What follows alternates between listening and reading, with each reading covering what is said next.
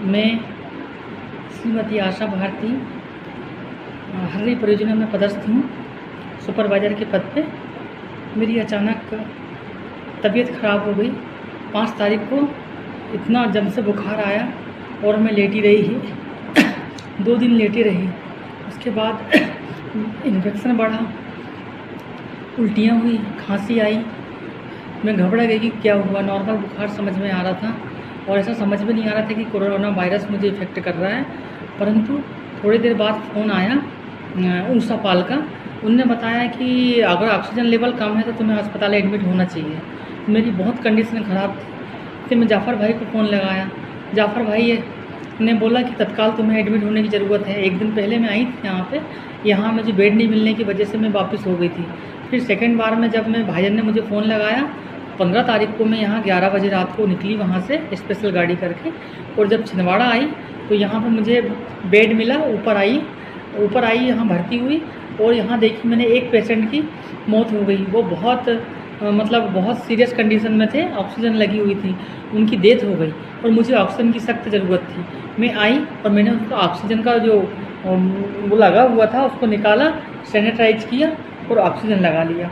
15 तारीख को इतनी घबराई हुई थी, कोरोना से इतनी घबराई हुई थी, ऐसा लग रहा था कि ये सब लोग मर रहे हैं तो मैं भी मरूंगी। पर मेरी हिम्मत और मेरे जो डिपार्टमेंट की हिम्मत थी सर, और जाफ़र भाई का जो हौसला था, और डीपीओ मैम हैं और मेरे परियोजना अधिकारी हैं और मेरी सुपरवाइज़र बहनें हैं और क्या बोलते हैं ये परियोजना अधिकारी एक मैडम है प्रेरणा मस्कोले मैडम। उन्होंने इतना सपोर्ट किया, उनको ऐसा लगा कि मेरी छोटी बहन ही बीमार है। उन्होंने बहुत सपोर्ट किया।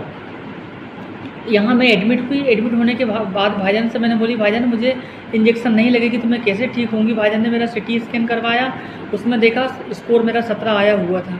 इससे मैं और घबरा गई थी, पर भाईजान ने मुझे बहुत हौसला और हिम्मत दी कि मेरी छोटी बहन तुम शांत रहो, मैं सब कुछ करूँगा, तेरा भाई तुझे मरने नहीं देगा।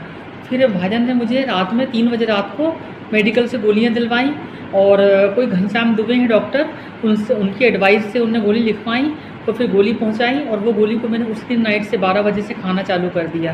भाईजान ने बोला था कि गेप बिल्कुल नहीं करना, बहुत डांटते हैं मोबाइल में कि आप गेप नहीं करना, आपको कंटिन्यू खाना, आपको जीना है बच्चों के लिए। मैंने कंटिन्यू उसका डोजेस ली। पहले दिन मैंने 4-4 गोलियाँ खाई, दूसरे दिन से 2-2 गोलियाँ खाई। ऐसा करके मैंने 40-42 गोलियाँ खा ली। उससे मैं बिल्कुल स्वस्थ हूँ। आज बिल्कुल स्वस्थ हो गई हूँ मैं। अब कल मैं यहाँ से डिस्चार्ज होकर घर जा रही हूँ। मैं ये चाहती हूँ कि सबको सैयद जाफ़र जैसा भाई मिले, सबको डीपीओ मैडम जैसे सलाहकार मिले, सबको मेरी सुपरवाइज़र जैसी बहनें मिले।